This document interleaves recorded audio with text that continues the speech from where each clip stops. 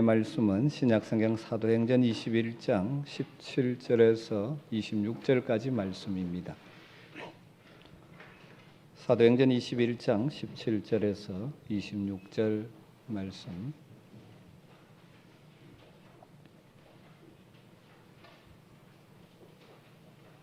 한 절씩 말씀을 교독하겠습니다. 예루살렘에 이르니 형제들이 우리를 기꺼이 영접하거늘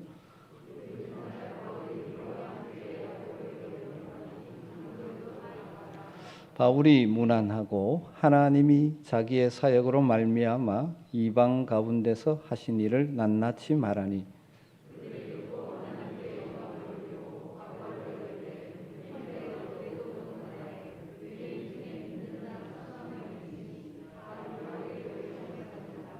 내가 이방에 있는 모든 유대인을 가르치되 모세를 배반하고 아들들에게 할례를 행하지 말고 또 관습을 지키지 말라 한다 함을 그들이 들었도다.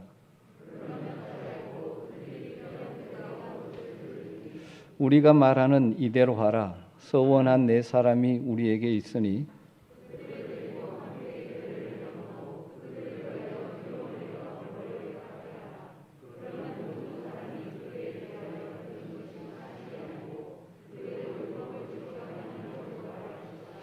주를 믿는 이방인에게는 우리가 우상의 제물과 피와 목매어 죽인 것과 음행을 피할 것을 결의하고 편지하였느니라 하니 바울이 사람들을 데리고 이튿날 그들과 함께 결례를 행하고 성전에 들어가서 각 사람을 위하여 제사 드릴 때까지의 결례 기간이 만기된 것을 신고하니라.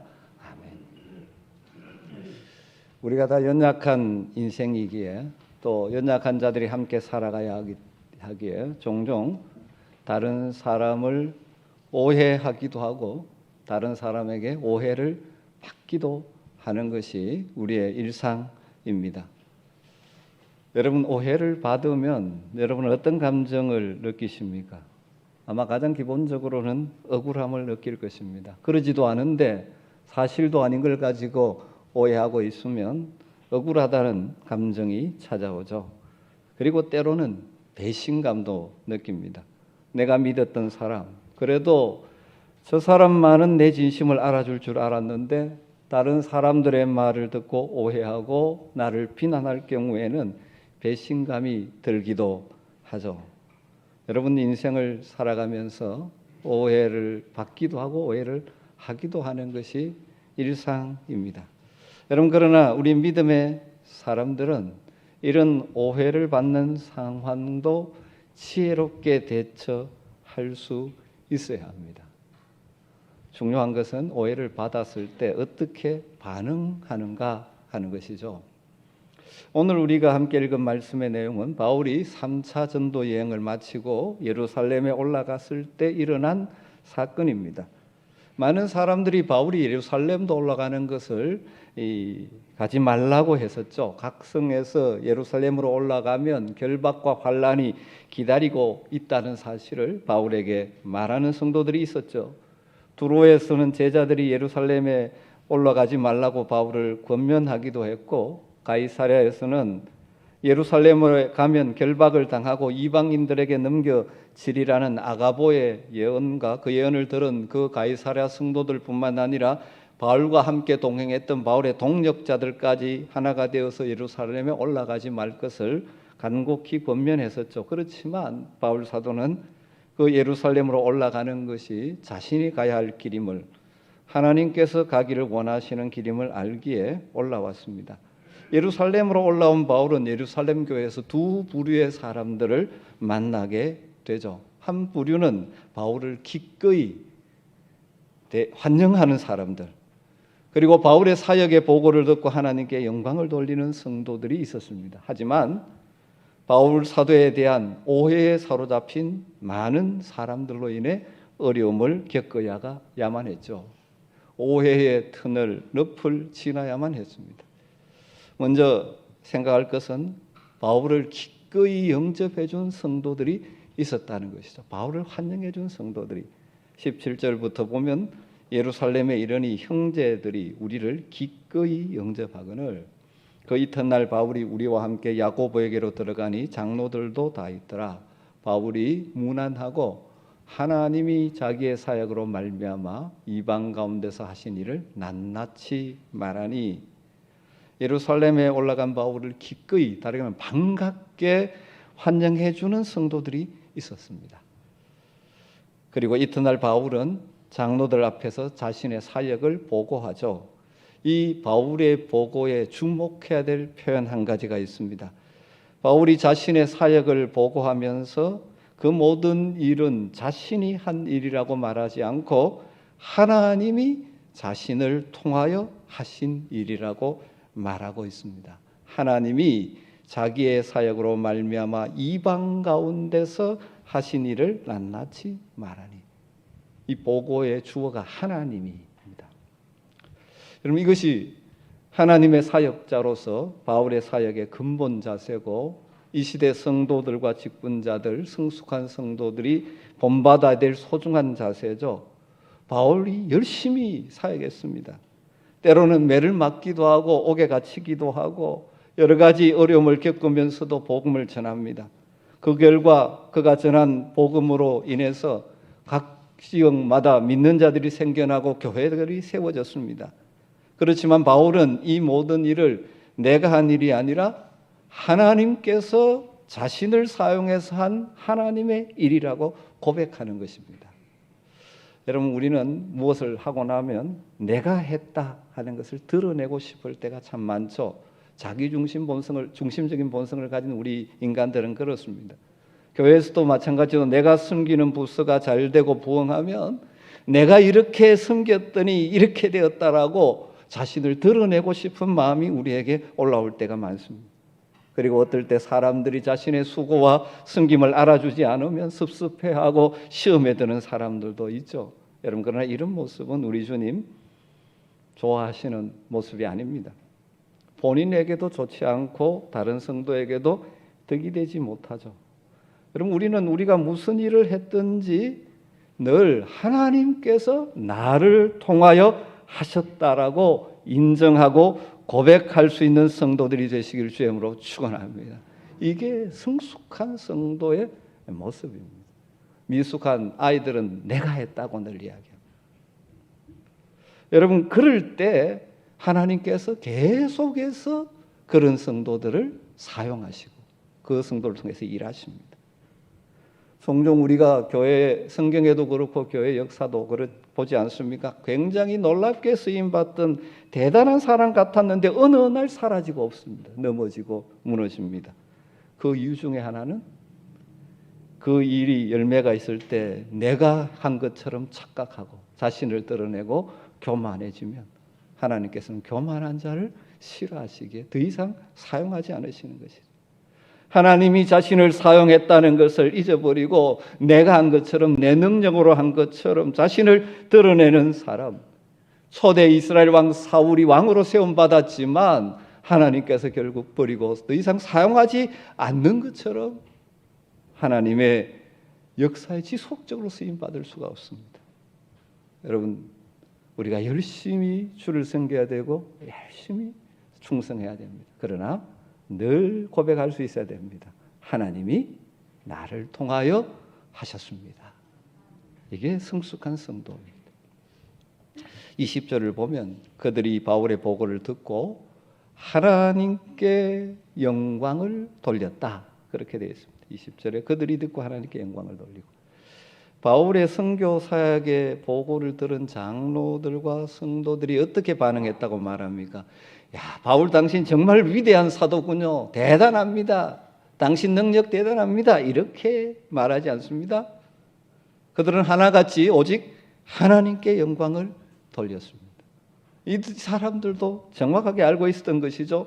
바울의 전도여행을 통해서 수많은 이방인들이 구원받은 열매가 있었던 것은 바울의 능력 때문이 아니고 바울을 도구로 사용하신 하나님의 역사였다는 사실을 알고 있는 것이죠. 그래서 하나님의 도구인 바울을 높이고 바울에게 찬사를 보내는 것이 아니라 한때는 교회의 대적자였고 그리스도인들을 박해하던 그 바울을 불러내시고 하나님의 도구로 잘 가다듬어서 영광스럽게 귀하게 사용하시는 하나님께 영광을 돌렸다는 것입니다.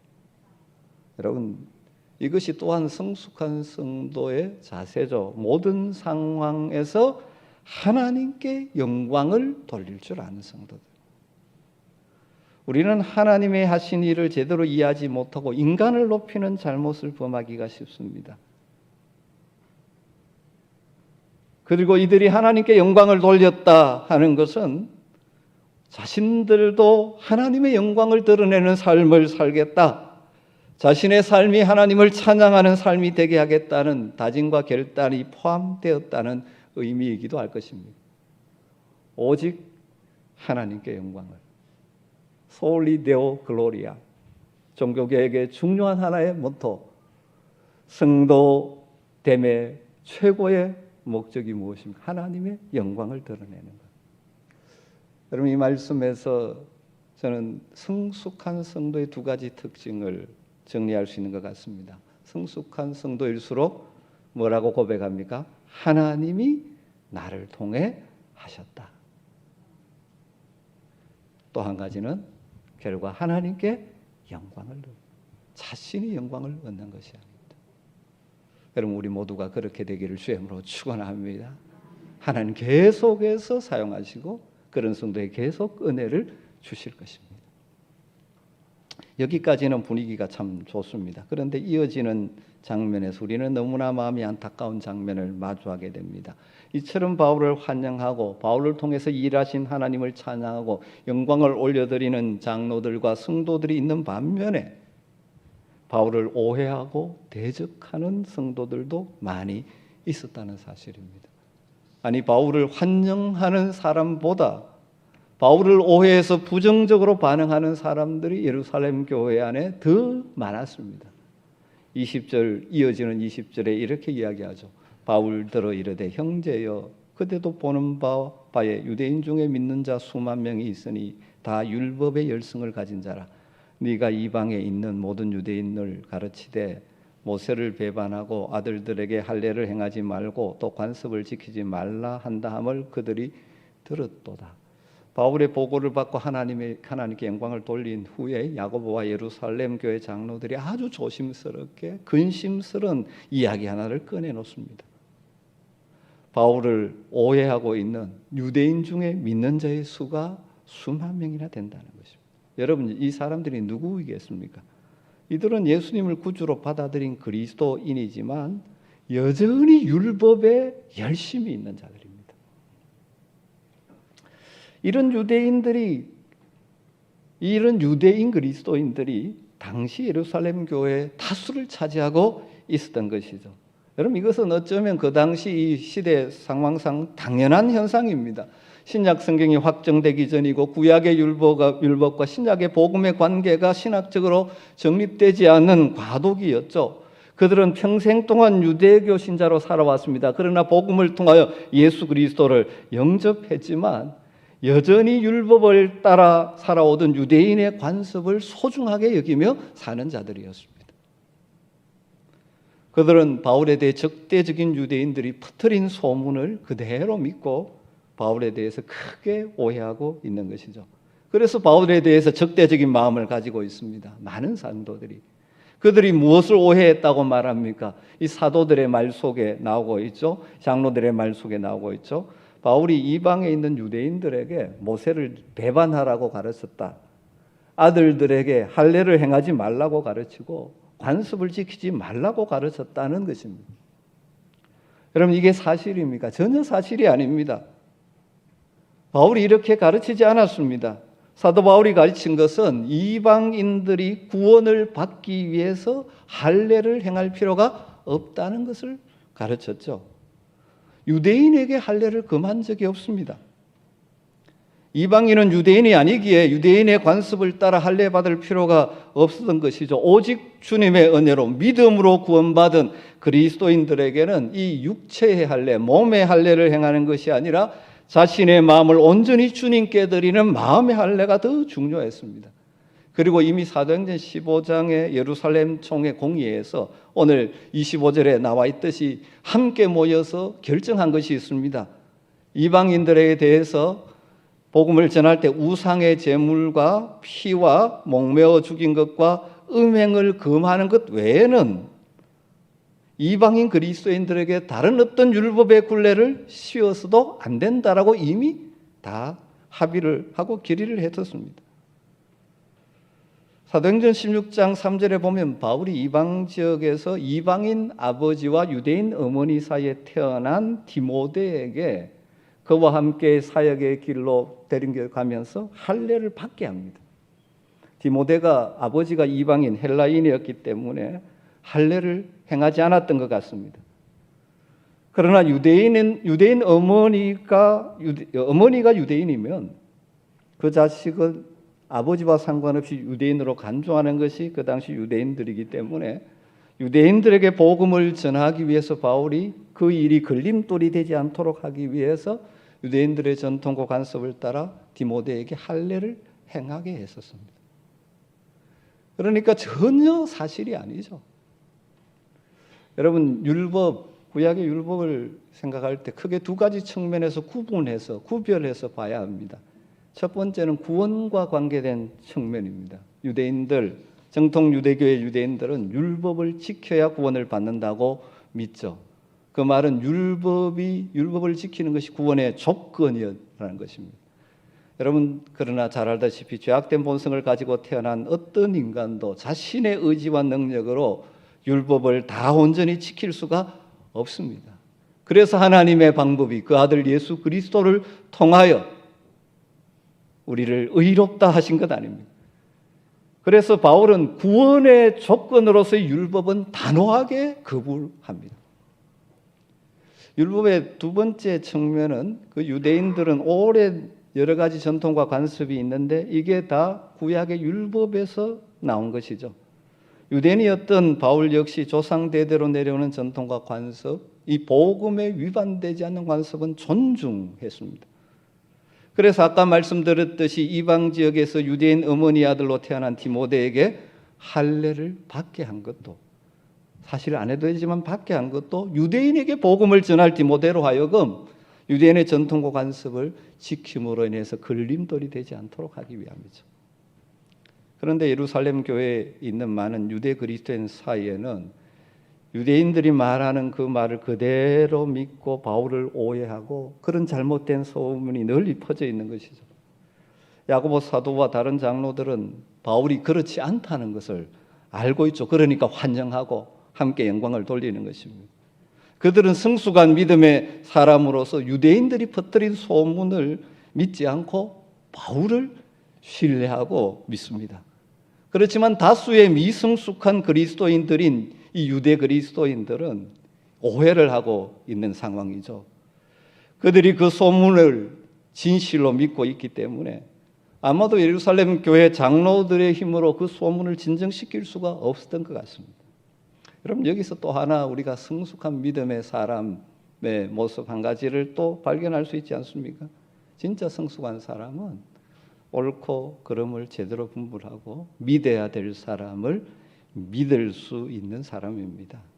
소문만 듣고 정말 믿어야 될 사람인데 그를 향한 신뢰를 거두는 어리석음을 범하지 말아야 됩니다.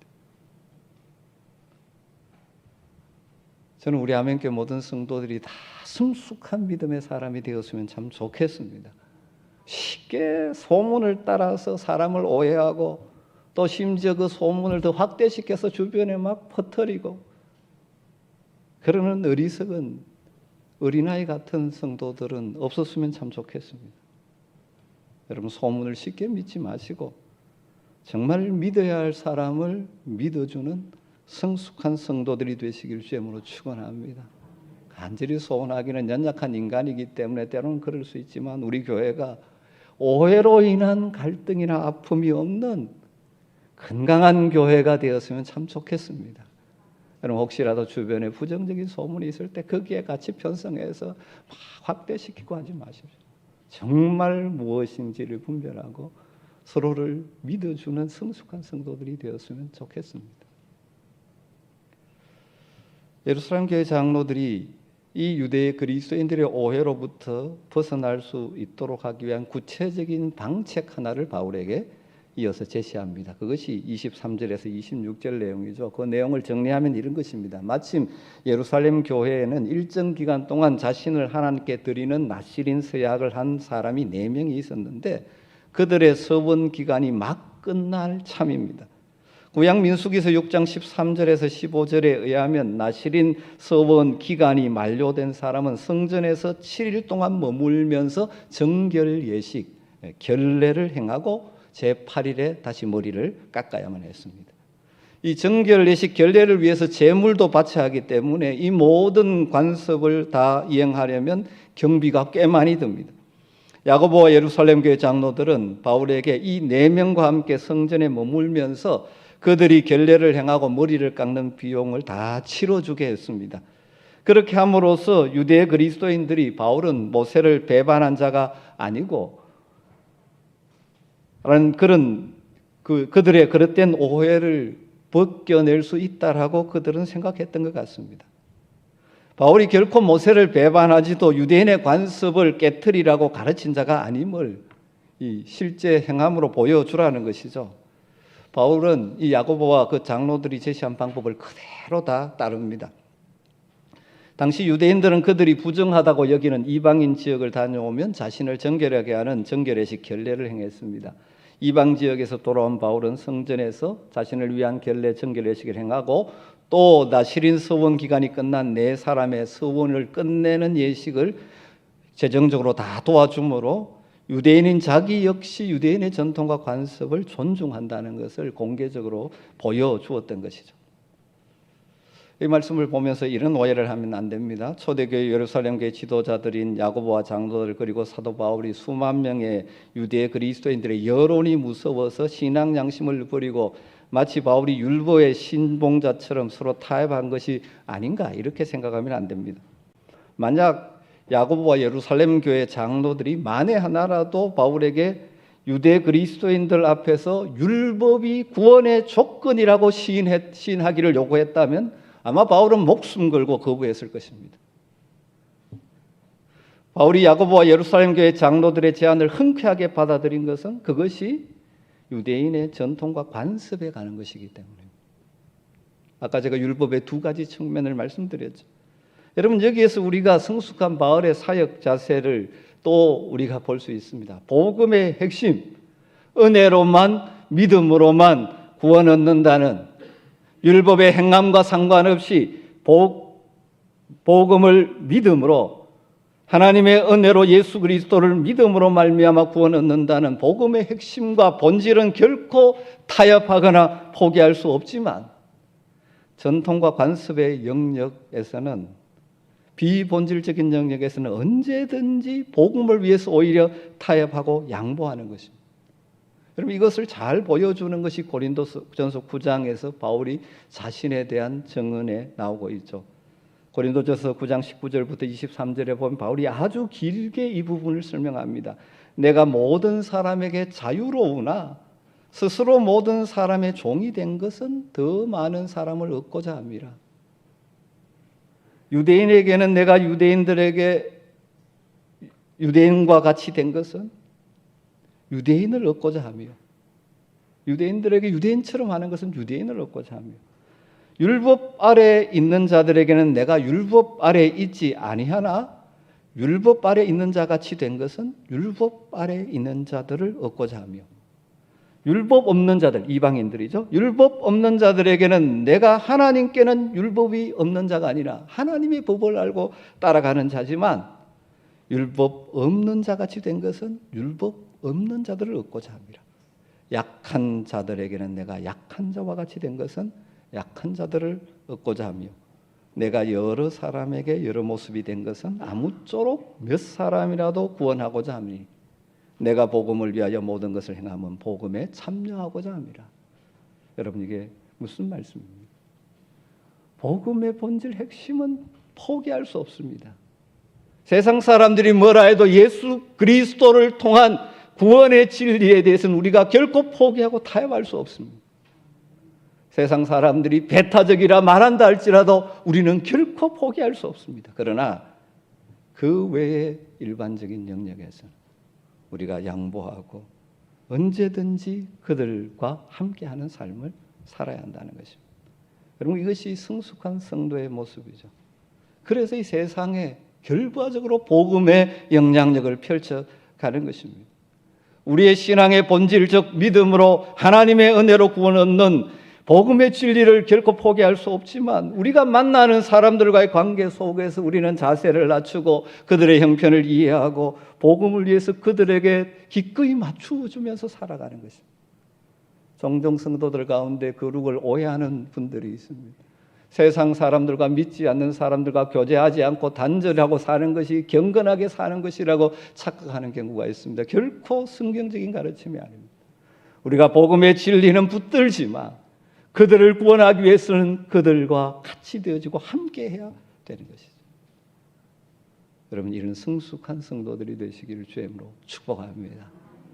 오늘 말씀을 마무리하면서 서론으로 제시했던 오해를 극복하기 위한 말씀의 원리를 오늘 바울의 모습에서 정리하면서 마무리하려고 합니다.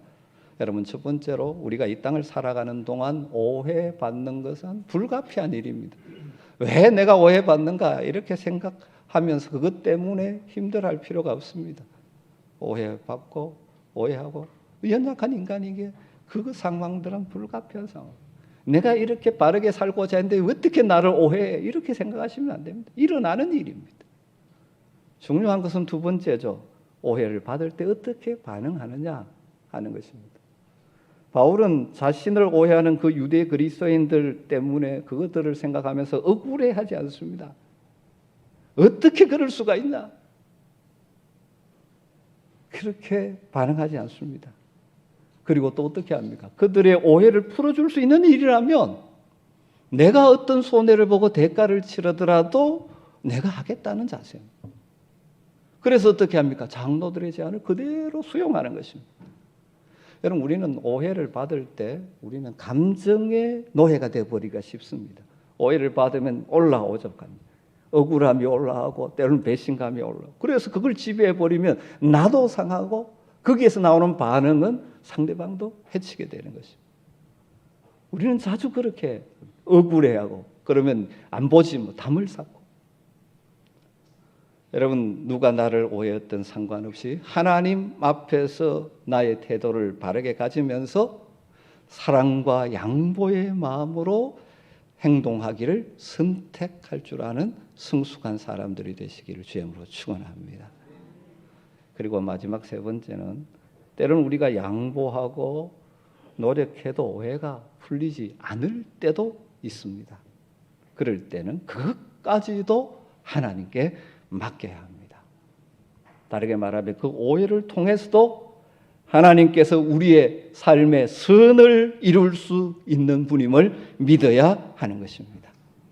바울이 이렇게 함으로 바울을 오해했던 유대 그리스도인들이 오해가 풀렸는지 아닌지는 성경에 나오지 않습니다. 왜냐하면 뒤이어 그리스도인이 아닌 유대인들이 몰려와서 바울을 붙잡아 가지고 바울을 죽이려고 하는 그런 아주 장면이 이어지기 때문입니다.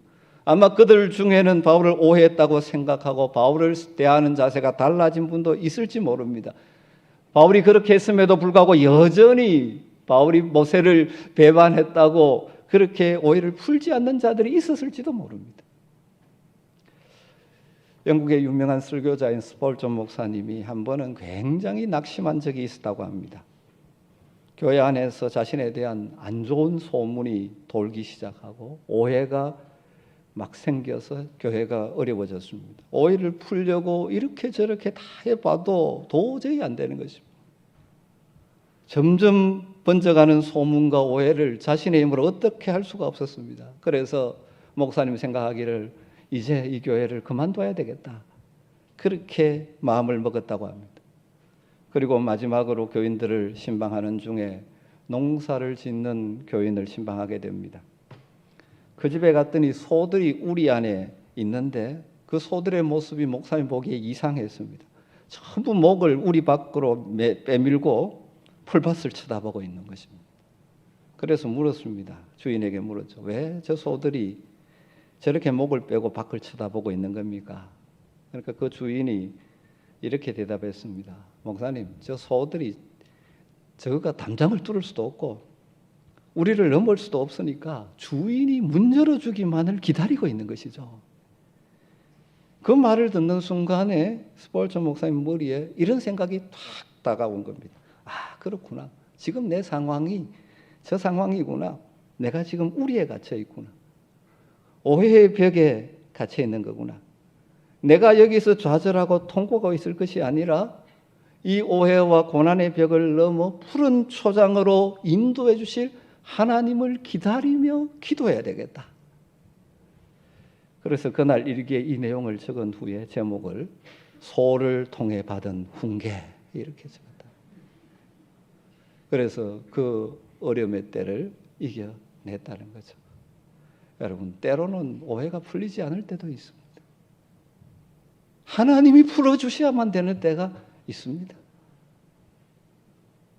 여러분, 우리가 오해하고 오해받고 살아가는 것이 인생입니다. 그런데 이걸 잘못 다루면 나도 상하고 다른 사람도 상하고 심지어 교회 공동체도 파괴되는 경우가 많이 있죠. 그래서 오해를 잘 다루어야 합니다. 여러분, 오해받을 수 있다는 사실을 그대로 인정하셔야 돼요. 나는 잘 살기 때문에 그럴 일이 없다 이렇게 생각하는 사람은 오해받으면 못 참죠. 여러분, 그럴 수 있습니다. 그리고 할 수 있으면 사랑과 양보의 마음으로 반응하십시오. 감정으로 반응하지 마시고. 그리고 그 오해 속에서도 하나님의 선한 섭리를 신뢰하고 바라볼 수 있게 되기를 주의 이름으로 축원합니다. 우리가 믿는 바가 무엇입니까? 우리 하나님은 모든 것을 합력하여 선을 이루시는 분이십니다. 여러분, 이 믿음을 가지고 때로는 당하는 오해로 인하여 상하지 마시고 상처 주지 마시고 극복하며 하나님의 뜻을 이루며 살아가는 여러분 되시기를 주의 이름으로 축복합니다. 기도하겠습니다. 하나님, 오늘도 말씀을 통하여 우리에게 주시는 메시지를 가슴에 담게 하여 주셔서 성숙한 성도가 되게 하시고 때로는 오해받는 상황 가운데도 지혜롭게 하나님의 방법으로 풀어가는 그런 은혜가 있게 하여 주시옵소서. 예수님의 이름으로 기도드리옵나이다. 아멘. 찬송가 212장 찬송입니다.